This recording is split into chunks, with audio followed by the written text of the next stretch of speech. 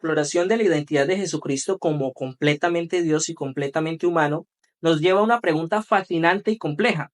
¿Cuántas voluntades tiene Jesús? Las doctrinas establecidas en Calcedonia nos dicen que Cristo subsiste en dos naturalezas, la divina y la humana. Aunque estas naturalezas son distintas, están unidas en una sola persona sin mezclarse ni separarse. Este concepto desafía nuestra comprensión y nos obliga a preguntarnos cómo estas dos naturalezas afectan la voluntad de Cristo. Bueno, en las Escrituras observamos que Jesús muestra emociones, demuestra deseos humanos, como por ejemplo en el jardín de Getsemaní, donde él expresa su deseo de evitar el sufrimiento, pero al final dice, sin embargo, no se haga mi voluntad, sino la tuya, en Lucas capítulo 22, versículo 42.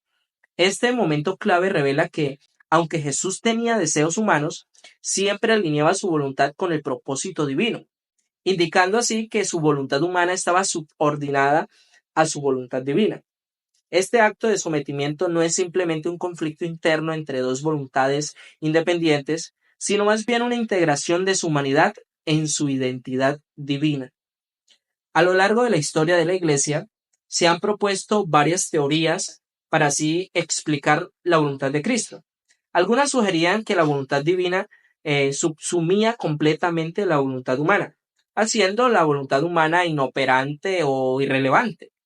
Otras teorías propusieron que Jesús podría tener dos voluntades completamente operativas e independientes. Sin embargo, estas ideas han sido criticadas por no captar de manera adecuada la enseñanza bíblica de la unión hipotástica, que afirma que las dos naturalezas de Cristo operan de una forma armoniosa y perfecta. La manera en que Jesucristo maneja su voluntad refleja una integración perfecta de su naturaleza divina y humana. Aunque tenía la capacidad de experimentar deseos humanos como cualquier otra persona, siempre eligió alinearse esos deseos con su misión divina, es decir, con la voluntad de Dios. Esto se ve claramente en momentos de su vida, como por ejemplo en el jardín de Getsemaní, donde a pesar de su angustia y el deseo humano de evitar el sufrimiento, Jesús se sometió voluntariamente a la voluntad de Dios diciendo, sin embargo, no se haga mi voluntad, sino la tuya.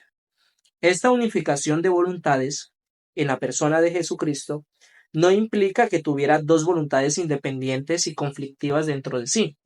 Más bien demuestra que sus dos naturalezas, la divina y la humana, estaban tan armoniosamente integradas que podía expresar deseos humanos y al mismo tiempo cumplir perfectamente su propósito divino sin conflicto alguno en su interior. Su capacidad para hacer esto es única y esencial para que su identidad como el Mesías y su papel en la salvación de la humanidad sea perfecto. Esta integración de su voluntad humana con la divina muestra claramente que aunque técnicamente podría decirse que tenía la capacidad de tener dos voluntades, cada una por su naturaleza, en la práctica operaba con una sola voluntad.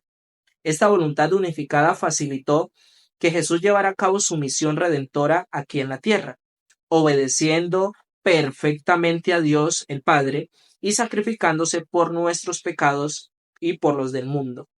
Esta obediencia perfecta y la sumisión de sus deseos humanos al plan divino son fundamentales para así entender cómo su sacrificio fue suficiente y efectivo para nuestra salvación.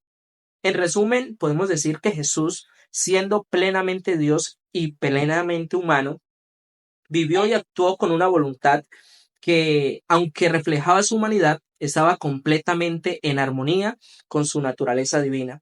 Esto nos permite comprender mejor cómo su vida y su obra en la tierra fueron el cumplimiento perfecto del plan de salvación divino, operando siempre con un propósito claro y una integridad que abarcaba ambas naturalezas sin contradicción ni división. Esto es filosofía bíblica.